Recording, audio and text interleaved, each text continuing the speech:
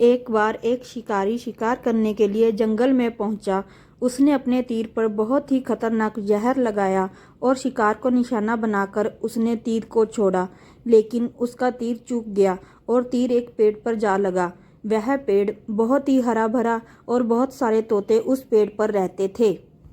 जैसे ही वह जहरीला तीर उस पेड़ पर जाकर लगा, वह पेड़ धीरे धीरे सूखने लगा और उस पेड़ पर जो भी तोते रहते थे वह एक एक करके उस पेड़ को छोड़कर जाने लगे।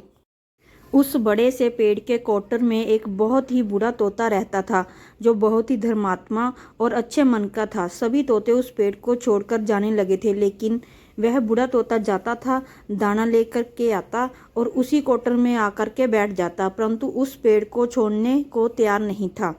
बूढ़े तोते के साथियों ने कई बार आकर के उसे समझाया कि यह पेड़ सूख रहा है और किसी दिन गिर भी जाएगा, चलो किसी और पेड़ पर चल कर रहा जाए, परंतु वह बूढ़ा तोता वहां से जाने को तैयार नहीं हो रहा था।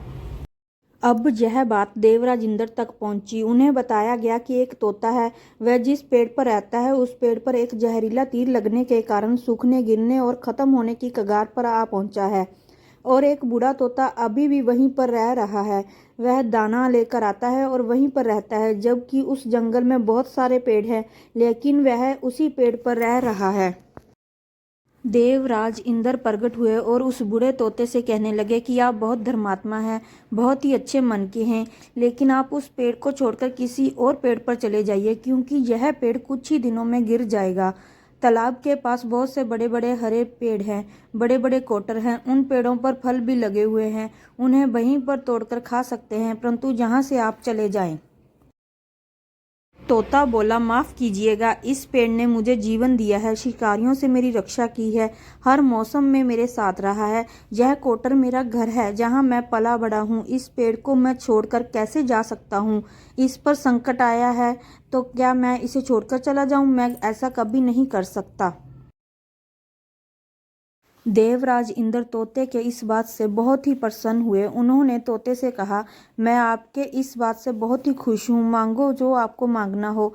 उस बूढ़े तोते ने कहा, मुझे बस इतना मांगना है कि जिस पेड़ ने मुझे जन्म दिया, जहाँ मैं रह रहा हूँ, पला बड़ा, जिसे आप मेरा जन्मभूमि कह सकते हो, आप इसे फिर से वैसे ही हरा भरा कर दो जैसा यह था। देवराज इंद्र ने अमृत से उस पेड़ को सींच दिया और पहले की तरह हरा भरा कर दिया। अब वापस से उस पेड़ पर आकर के बाकी तोते रहने लगे। वह बूढ़ा तोता कुछ समय तक और जिंदा रहा, फिर उसकी मृत्यु हो गई और वह स्वर्ग में चला गया। यह कहानी हमें सिखाती ये है कि जब भी किसी इंसान का बुरा दौर आता है तो इमोशनली वह टूटा हुआ होता है, उसे किसी के सहारे की ज़रूरत होती है, किसी की आवश्यकता होती है। अगर आप ऐसे समय में उसे छोड़कर चले जाएंगे, उससे बात नहीं करेंगे, मुंह मोड़ लेंगे, तो आपसे बुरा कोई नहीं है, क्योंकि आप किसी के सुख का साथी बने या ना बने, लेकिन आपको हमेशा किसी के दुख का साथी जरूर बनना चाहिए।